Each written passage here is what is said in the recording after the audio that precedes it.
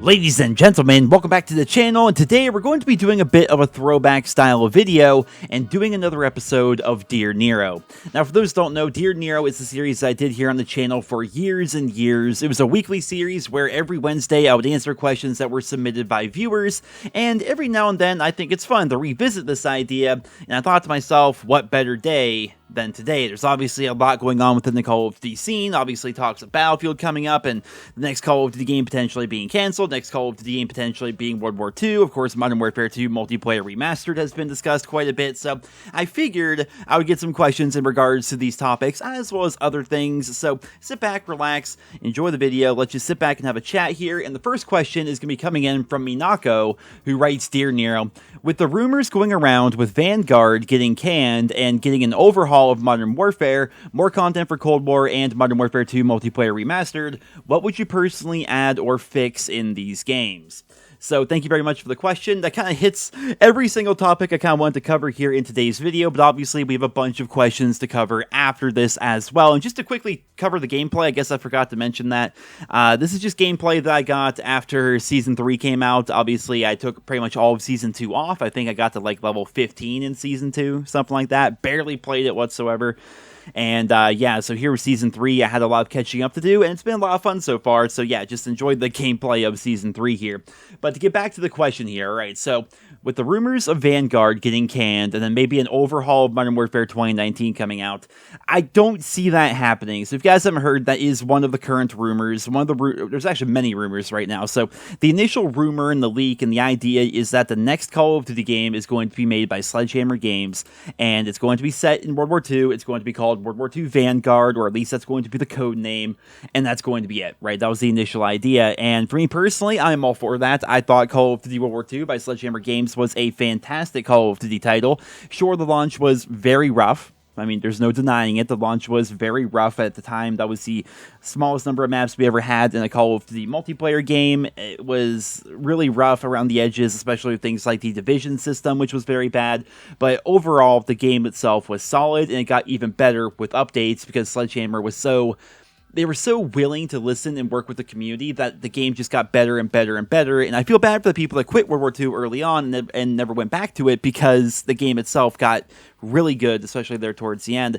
And I feel as though if they were to make another World War II game, that they would have learned from all the mistakes they made their first go around, and World War II Vanguard will be a lot better as a result, assuming, of course, they actually have time to develop proper maps and guns and things like that for the game itself. Now, should the game actually be delayed, which is kind of like the rumor right now, I think that'd be fine. I'm always going to be in the camp that Call of Duty should take a year off. I have talked about this for years and years now. Call of Duty should take a year off. They should continue to add content to Black Ops Cold War and Modern Warfare 2019 and Warzone, and just have these be the games for the Call of Duty franchise for the next couple of years, while they really get all their ducks in a row and make sure that the next time a new Call of Duty game comes out, it's actually complete and fun and perfect and everything that we want and hope it would be. But I don't think they're actually going to do that. I don't think they're going to delay Vanguard and instead update Modern Warfare 2019 and add more stuff to Cold War. I really don't think that's going to happen. I think the thing that they would possibly do if they do decide to delay World War II Vanguard is, like other people are saying, have them release Modern Warfare 2 Multiplayer Remastered. That is something that, in my personal opinion, has been done for years. It just, there's no way they did the campaign and then just never did anything with the multiplayer, right? Modern Warfare 2 Multiplayer Remastered has to be done. It's already finished, in my own personal opinion. They're just basically waiting on the right time to release it, and they're probably ironing out things like, what are we going to put on the Battle Pass? How far should we go with updated cosmetics and things that we're going to be adding to the shop? Should we add new weapons into Modern Warfare 2 Multiplayer Remastered? And if so, which weapons? Should they be Call of Duty 4 weapons? Should they be Modern Warfare 3 weapons? Like, those are probably the things they're still kind of ironing out, but the core game, I'm positive, is finished. So if they do delay World War II Vanguard, should that be the next Call of Duty title, I can see them releasing Modern Warfare 2 Multiplayer Remastered. Though in all honesty, guys, I feel as though we have conversations like this almost every single year, like, oh, is the game going to get delayed? What if this happens? What if that happens?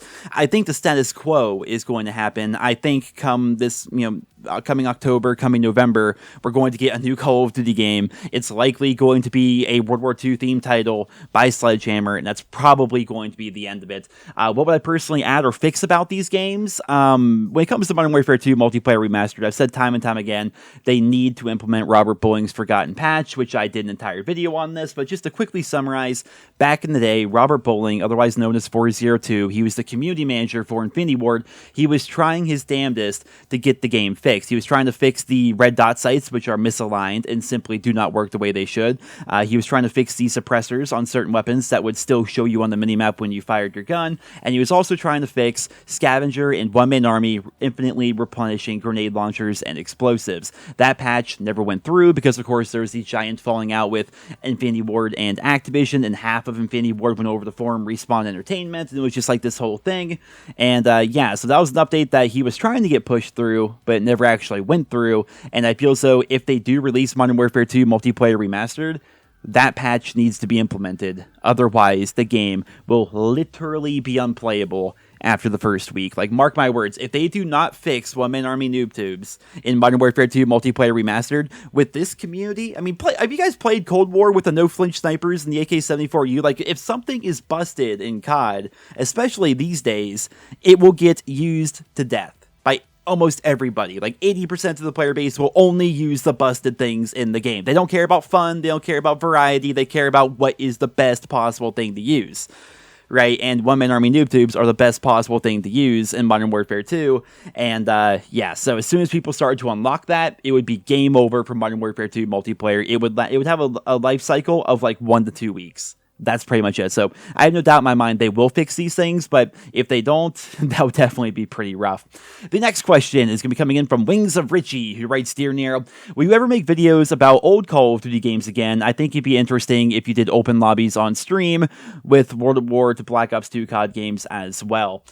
So when it comes to the streaming aspect, I do stream almost every night over on my Twitch channel. That's been definitely a lot of fun to get back into. And yeah, maybe we could do some open lobbies on the older Call of Duty games. I really liked playing Michael Myers. Can you play Slasher in Modern Warfare Remastered in a private match? I feel like you probably could, but I think it's so neat. Like, back in Modern Warfare Remastered, what they did, they made the Slasher game mode as a party game, and that was literally just like this community-made mode that was played back in Call of Duty 4. Like, back in the old Xbox 360 days, people would send messages to all friends and recent players and say, hey, I'm hosting Michael Myers, join my session if you want to play, and it was so much fun. And then they took that idea and made it an actual game mode in Modern Warfare Remastered. Like, Raven Software killed it with that game. They really did. The fact that they went through and they recoded in every single bug that was in Call of Duty 4. Like, for example, if you put a suppressor on your G3, your knife just didn't work in Call of Duty 4, and they made that an actual feature in Modern Warfare Remastered. It was so good. But getting back to the question here, will I ever make videos about older Call of Duty games again? For sure. Yeah, 100%. I actually plan on doing something involving World at War again here soon because, I don't know, man, I miss World at War so much. I really do. And I have an idea for a video that I think you guys are going to find pretty entertaining. But overall, yeah, definitely more older COD game stuff is going to be on the channel here because, you know, only doing stuff for the current game gets kind of stale after a while, right? I mean, you can only talk about certain things so many times. I mean, if there's a dry spell of content in Black Ops Cold War, you know, how many times am I going to say, skill-based matchmaking bad? You know, we have to eventually like spice things up and try different things, and definitely there's a whole library of Call of Duty games out there that I could potentially make content on, so definitely expect that here in the relatively near future. The next question is going to be coming in from Ian Knightley, who writes, Dear Nero, how would you compare gaming on PC to console gaming, and which do you recommend? So a lot of people actually ask me about this now that Call of Duty is cross-platform. Virtually everything I play is PC now. The only reason I even had consoles before was for Call of Duty, because before cross-platform, if you wanted to play COD more than just the opening month, you had to play on console, because on PC, it would basically be dead right away, or you could only play Team Deathmatch, essentially. Yeah, I don't know why. There was definitely...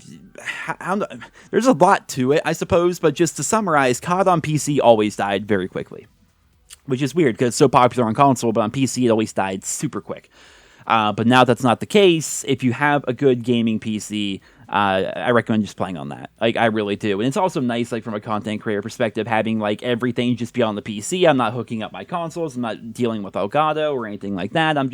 Everything is right here on the PC, and it just works really well. I definitely recommend PC gaming if you guys have the ability to, but the thing is, like, getting used to keyboard and mouse can be difficult, and most games you can pop in a controller. Like, you guys see me playing Cold War here, like, I just use a normal Xbox One controller that I plug into my PC, and then there you go, you can go ahead and do that. But if you're looking to actually get into playing keyboard and mouse, I don't recommend jumping into a game like COD right away. I would much more recommend playing a game like Borderlands, or maybe even COD Zombies, like things like that. Like, play PvE games. Don't play PvP games. Play PvE, where it's like single player or co-op or whatever, as you're learning keyboard and mouse, because you are really not going to have fun trying to learn keyboard and mouse while facing other players. It's going to be pretty frustrating, but once you kind of get that down, it's pretty simple. I'm still much better at COD with a controller than I am keyboard and mouse, but maybe someday I'll actually, take the full dive and become a full keyboard and mouse player. But overall, I mean, there's nothing wrong with console gaming. I just prefer, for me in my own personal situation, I prefer PC gaming, though obviously everyone's different and both ways of playing are fantastic. Like, there's nothing wrong with either one of them. The next question is going to be coming in from Electric Angel, who writes, "Dear Nero, if given the chance, what other games would you like to cover on your channel?" I'd say right now the big one would be the next Battlefield. Because I feel as though Battlefield and COD, at least back in the day, kind of used to go hand in hand. Like, there obviously was like a bunch of COD fanboys, a bunch of Battlefield fanboys, always arguing as to which one's better.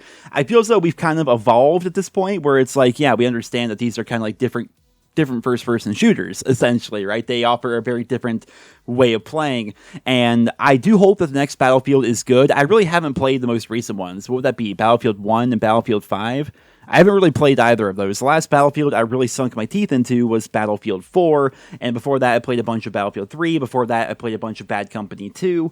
I really enjoyed those games, I really did, but man, that was forever ago those games came out. So it's been a very long time since I really got into a Battlefield game, and I'm looking forward to it. Like, I remember back in the day, I used to really like playing as like an engineer, like putting down the landmines and blowing up vehicles. I really liked being the medic, which I feel as though like 60% of the player base play medic now, but I really liked reviving people and throwing down health and stuff. I also liked playing support. I liked being the guy who would just throw down ammo and get a bunch of points that way. I liked the very slow, grindy ranking system that Battlefield had and working towards level 100. And yeah, Battlefield was so much fun back when, but it's been a while since I've played one, and so I'm really hoping that the next one here is good and is not completely surrounded in controversy with SJW nonsense like the last ones have been. The next question is going to be coming in from Josh Johnson, who writes, "Dear Nero, do you think that Call of Duty will ever go back to the roots of casual lobbies? As a father, I get limited time to play, and I really can't stand having to sweat it out every time I turn the console on. I play as a getaway to this other game called Life." Josh, I don't know what to tell you, man. Like, I genuinely wonder this, and because I play COD, and most of the time when I play, it's usually later on at night, where the more hardcore player base tend to play. Like, middle of the day, it seems much more laid back and casual, but especially late at night, Call of Duty gets pretty damn sweaty, and I always wonder, right? Like, do people find this game relaxing? Because sometimes I do. If the lobbies are chill, then COD can be relaxing. It can almost be therapeutic. It's fun.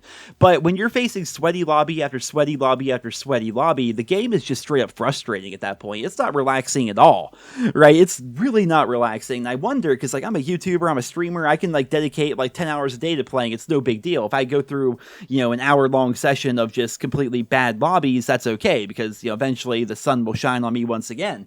But when it comes to these people that have a very limited amount of time to play COD, and they jump on and they have a sweaty lobby for one of their 2 hours that they're actually able to play, it's like, dude, why do you even play COD? Like, do you enjoy how sweaty it is? Do you enjoy like being frustrated? Because that's like, I don't know, that's like what COD is, I suppose, a lot of the time. It's not all the time. I'd say like 30% of the time with skill-based matchmaking, lobbies are like almost unbearably annoying, but the other 70% of the time, COD is usually pretty laid back and chill. Which is why I still play it, obviously. But yeah, I don't know how people who have a very limited amount of time can jump on and enjoy skill-based matchmaking, even though, ironically, skill-based matchmaking is there to help out those players who only have a couple of hours of playtime. The difference is, most of the people that watch my channel, most of the people that watch YouTube or Twitch or whatever, like, you're not bad players. Like, if you take the time to actually watch Call of Duty on YouTube, chances are you're a pretty damn good COD player. But the super casual fan, the fan that doesn't like watch YouTube, doesn't read Twitter or Reddit or watch Twitch or do anything like that, those super casual players, like your 0.5 KD players that get excited about a 5 kill streak, those players are the ones that skill-based matchmaking really helps, and the good players, it really hinders. And if you're a good player with a limited amount of time to play, it hinders you twice as bad. So I would love to hear down in the comments, like, are any of you guys in that situation where, like, you really do have a very limited amount of time that you can play COD? COD's been your favorite game franchise forever, but now that skill-based matchmaking is a thing, you find yourself playing less and less COD because it's just straight up not enjoyable, or at least not as enjoyable as it used to be back in the day. I would definitely be interested to read about that down in the comments. The next question is going to be coming in from Michael Moose, who writes, Dear Nero, if the next Modern Warfare game has better map design, a normal minimap, dead silence as a perk, and no or minimum skill-based matchmaking, do you think it could be one of the best CODs ever? So, Michael, you're talking about Modern Warfare 4, and yeah, I mean, obviously, like, better map design, so, like, no safe spaces, no doors, normal minimap, I mean, obviously, that'd be nice, dead silence as a perk, I mean, that thing we've had since 2007, that'd be fantastic, and no to minimal skill-based matchmaking, obviously, that'd be fantastic for everybody involved. Yeah, that'd be one of the best CODs of all time, like, hands down. Like, the weapon balance could be complete shit, the time to kill could be super fast, like, it doesn't matter. Like, having those things alone would make one of the best CODs of all time. I really think so. The next question is going to be coming in from Dizzy Pineapple, who writes, Dear Nero, what are your thoughts on reactive camos being tied to specific guns this year? I personally like the system in Black Ops 4 where you could equip any reactive camo to any weapon. I agree. I 100% agree. It was fun getting a reactive camo, whether it was on the Battle Pass or however you got it, and then putting it on every weapon in the game. There was something really cool about that.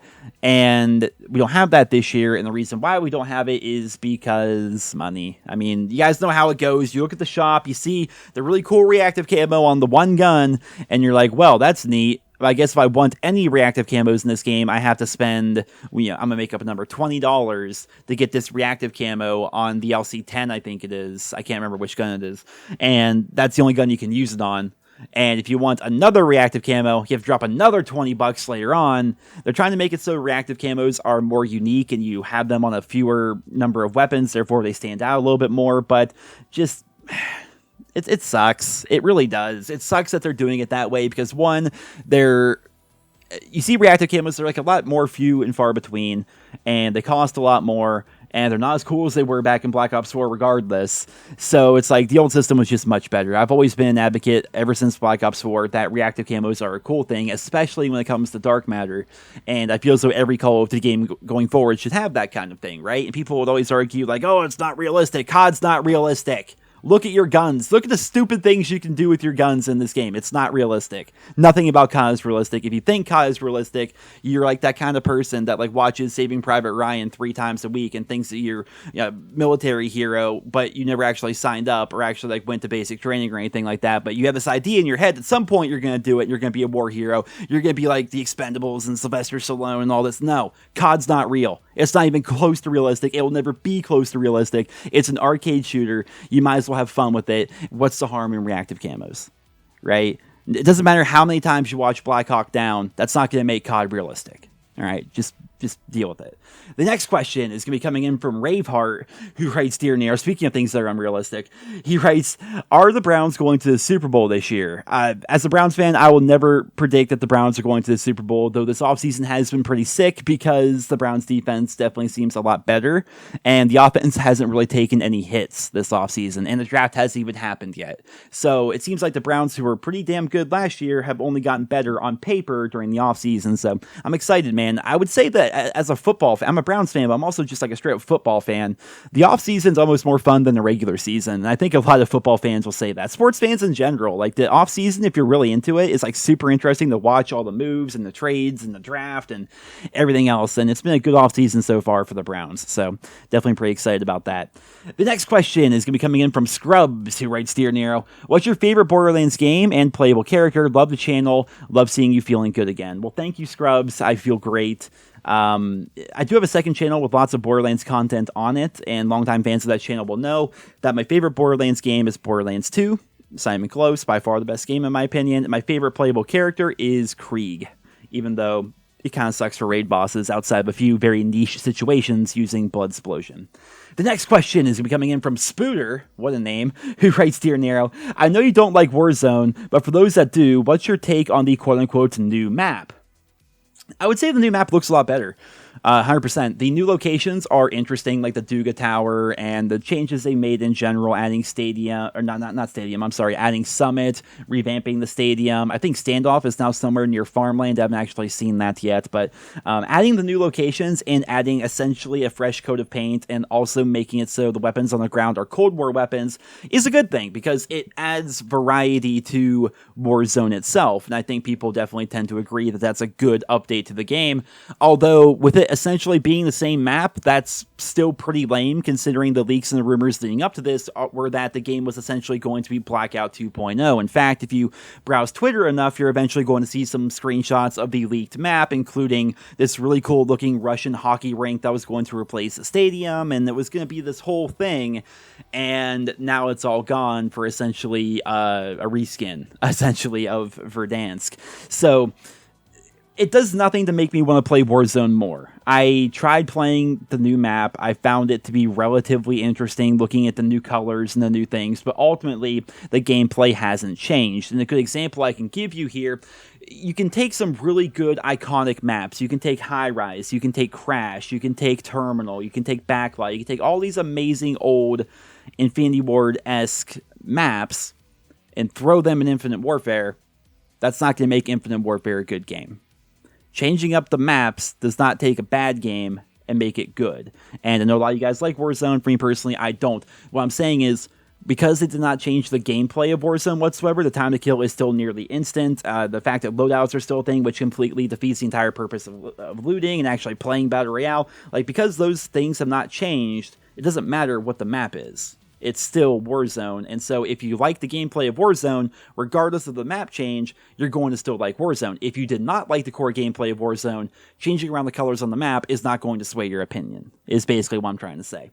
The next question is coming in from Roku, who writes, Dear Nero, when GTA 6 comes out after 5 years, he had that in parentheses, are you going to play it, or are you not a GTA fan? I'll definitely play it, for sure. I played GTA 5 online for quite a bit, but it's actually been a very long time since I played it, and I've been kind of wanting to buy it for PC and then play it because I feel as though a lot has been added to the game in the 7 years or however long it's been since I played. But I'm a GTA fan. I enjoy GTA. I'm just not as into it as other people. I feel as though there's people that have been playing GTA 5 since the day it came out and they're still not bored of it because they constantly update it. That's not really me. I'm more of a Red Dead fan, I would say, if I had to pick between the Rockstar games. But there's been so much that's been added to GTA 5 that I feel so I should go back and check it out just because there's got to be so much that's been added in the past 7 years. I mean, I quit playing before first-person driving became a thing. I can't imagine. That sounds like it'd be super fun. So yeah, I would definitely play GTA 6 should that ever actually come out, but I think Rockstar is pretty content right now to continue to just keep updating GTA 5 because it's still every single year one of the top 5 best-selling games of any given year. They make so much money. GTA 5 was a license to print money for Rockstar essentially, and they're going to ride that horse until the legs fall off pretty much.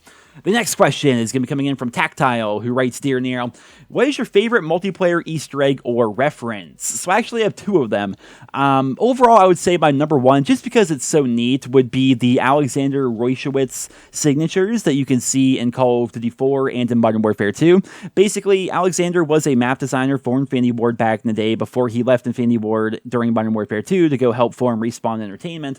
But what was cool about him and his maps was the maps that he personally made, he would put his signature, essentially his carpenter's mark, hidden on the map itself, and usually it was not in the visible playable area. You'd have to go into spectator mode in a private match to find it, but you could find it, and it was really neat.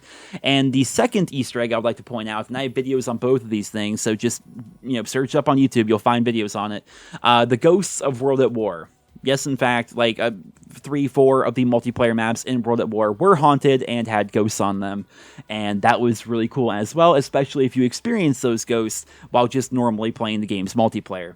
The next question is going to be coming in from Corey Desborough, who writes, Dear Nero, do you play any other games than Call of Duty? If so, what games? So as of right now, the games I'm playing outside of COD are Sea of Thieves. I got into that within like the past week or so, and I love it. It is so much fun. Sea of Thieves, WoW Classic, WWE 2K19 because 2K20 is awful, and they delayed 2K21, which is a good thing. Call of Duty should take a page out of that book. Basically, the WWE games have been getting pretty bad as of recently, especially with 2K20. It was awful. And as a result, 2K was like, okay, well, we're not going to do a WWE game this year. We're going to delay it for an entire year and make sure the next one is as good as it could possibly be. And that's awesome. And most fans just go back to 2K19 if they want to get their fix of wrestling.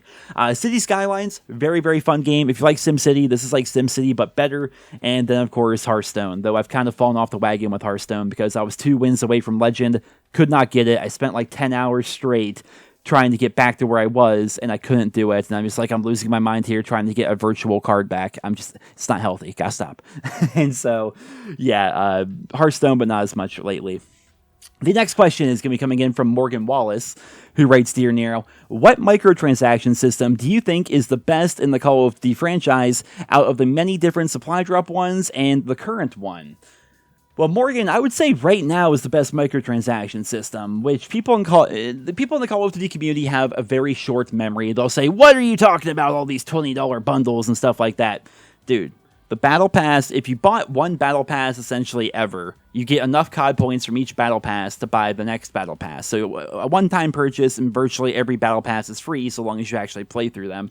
As well as every multiplayer map is free. Every DLC weapon is free. All the updates come out on every platform at the same time. Like, everything that we have right now is much better than we had back in the day. Yes, you could argue that things like Call of Duty World War II were pretty good, because in World War II, if you played enough and did your contracts and, got enough armory credits, you could essentially get the DLC weapons as soon as they came out and stuff like that. But at the same time, that was a game that had a season pass and paid DLC maps, and they split up the community and like all these other issues, right? So I think the best case scenario would be the scenario that we have right now, which is good, but it would also be nice if there was a currency like the old school COD point system, or maybe armory credits or depot credits or what have you, where we could earn these things by doing different challenges and actually playing the game, and then use those credits to purchase things from the store as an alternative to actually having to spend money. That would probably be the best alternative, but I don't see that happening anytime soon. The next and final question is going to be coming in from Game Rants, who writes, Dear Nero, ever think about just going to COD Mobile? Well, Game Rants, I tried COD Mobile, and I know, apparently if you play more, eventually it gets better, but let me tell you, I've played 2 games of COD Mobile. Guess how many nuclears I have? Guess how many times I've died? Because the answer is 0. I've never died. I played 2 games. I've got 2 nuclears. I have a bunch of unstoppables. And the reason why is you just face bots. You're literally facing AI in a clunky Call of Duty game, even if you're like running an emulator on PC like I am right here. It's just not fun. It's really not fun whatsoever. And maybe if I were to play more and more and more and more, eventually I would actually play against other people. But who wants to do that? That sounds awful. Like, it's not even that fun of a game. It's designed for your phone.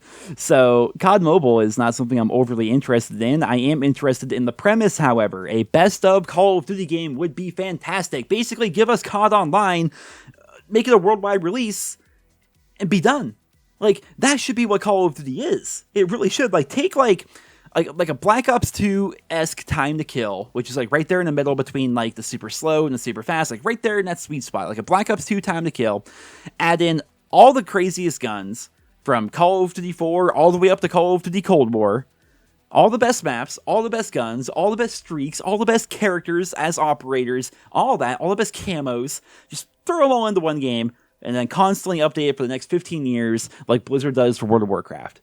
That'd be so sick. People would have so much fun with that. Add a full-on character customization as well if you want to make you your own soldier. That'd be sick. That'd turn Call of Duty into an RPG game. It would be awesome. But they'll probably never do that. They're probably content to release a new COD every single year until I don't know, the internet stops working. It's, there's like guaranteed things in life. What was I saw this on the Modern Warfare or the Modern Warzone Twitter? Like the guaranteed things in life are death, taxes, and a new COD every single year.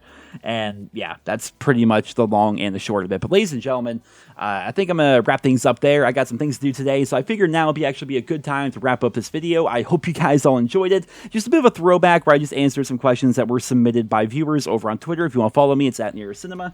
And yeah, it was a lot of fun. I like doing videos like this, and if there's a good response to this video, I can definitely see myself bringing back Dear Nero every single Wednesday, because it would be fun to have, because right now, like, my videos are kind of sporadic, right? It would be fun to have, like, some stability to the channel where every Wednesday you guys can expect a new episode of Dear Nero. But again, that's only if you guys want something like this to happen. So leave your thoughts and feedback down in the comments. I hope you guys will enjoy today's video. If you did, consider leaving a like. Thank you all so much for listening, and I hope you guys all have a wonderful day.